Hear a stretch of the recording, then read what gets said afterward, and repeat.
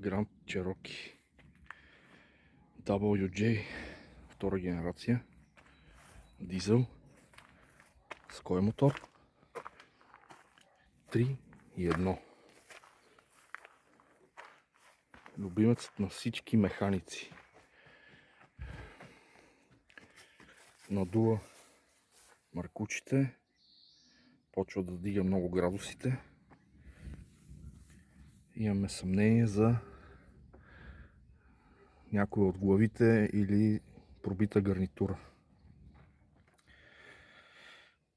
За да се свалят обаче тия глави, защото е с 5 отделни глави, този двигател, трябва да се свалят тия колектори.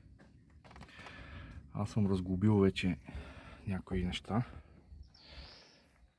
които така по-сериозно ми пречат.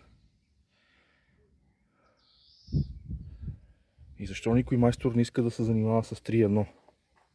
Ако някой може да ми обясни. Но такъв ремонт на този двигател би струвал доста пари, обаче явно ги мързи, не им се работи.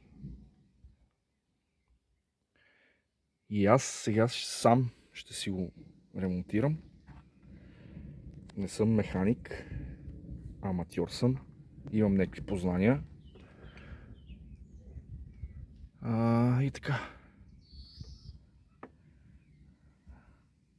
Ако ви е интересно, ще направя втора част. Защото сега се мъча да разгуба тия колектори. Сега реално по този двигател се работи, когато е изцяло свален от колата. Но аз нямам условията, виждате къде се намирам.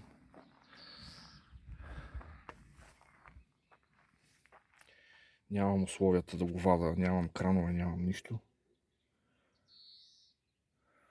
И така, до следващия път.